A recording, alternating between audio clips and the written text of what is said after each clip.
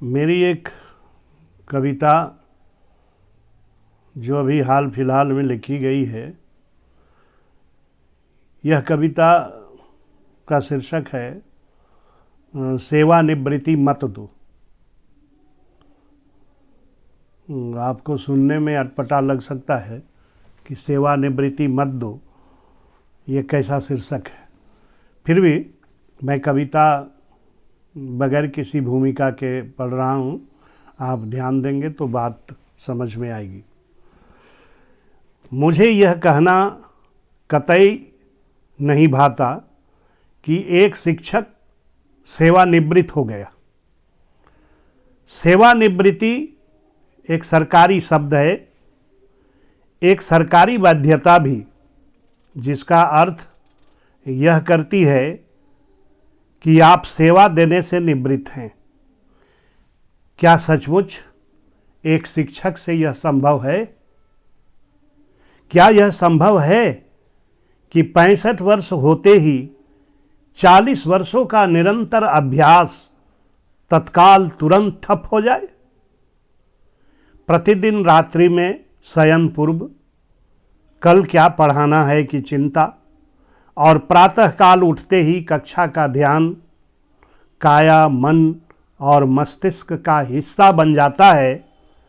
मन तंत्रिकाओं में रचा बसा यह सतत अभ्यास बन जाता है।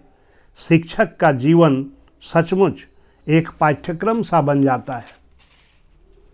क्या इस पाठ्यक्रम से, मन में रचे बसे अभ्यास से, एक सतत चल रही दिनचर्या से एकाएक सेवानिवृत्ति संभव है? एक शिक्षक का चिंतन से निवृत्ति कैसा? अभिव्यक्ति को व्यक्ति से निवृत्ति कैसा? शब्द का जिह्वा से निवृत्ति कैसा? पठन और पाठन, अध्ययन और अध्यापन, चिंतन और मनन से जुड़े लोगों की सेवानिवृत्ति बंद करो। गुरुकुल परंपरा में सेवानिवृत्ति नहीं थी। गुरुकुल परंपरा में सेवानिवृत्ति नहीं थी।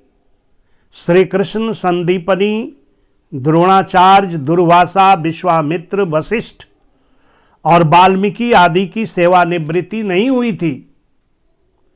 शिक्षक को चिरकाल तक शिक्षक बनाए रखो। चांद को चांद और सूरज को सूरज ही रहने दो। मुझे ठीक ठीक पता नहीं, पर यह भाव जचता है। ऐसा हो न हो, पर लगता है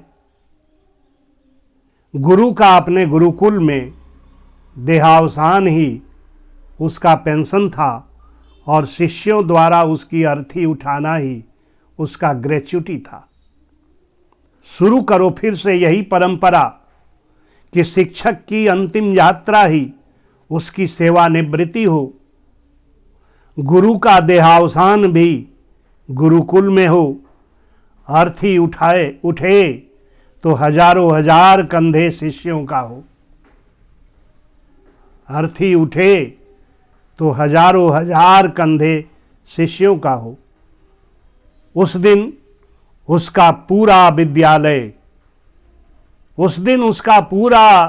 विद्यालय परिवार उसके साथ वहां तक जाए जहां वह चिर विश्राम करेगा, क्योंकि वह क्षण अविस्मरणीय होगा जब वह अंतिम बार अपनों से भी बढ़कर अपनी पुस्तकों से, शिष्यों से और गुरुकुल से विदा लेगा, जहां वह चिरस्थायी विश्राम करेगा।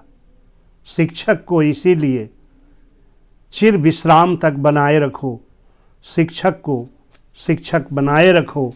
सेवानिवृत्ति मत दो। सेवानिवृत्ति को संत वृत्ति कहो, जिसमें सिद्धांतों की अपेक्षा साधनाओं का महत्व है। साधना सत्संग में है। सत्संग के लिए शिक्षक को बनाए रखो। सत्संग की यात्रा सहज ज्ञान से सहज साधना होते सहज समाधि तक की यात्रा है। मैं एक बार फिर से इसको दोहरा रहा हूं। साधना सत्संग में है, सत्संग के लिए शिक्षक को बनाए रखो।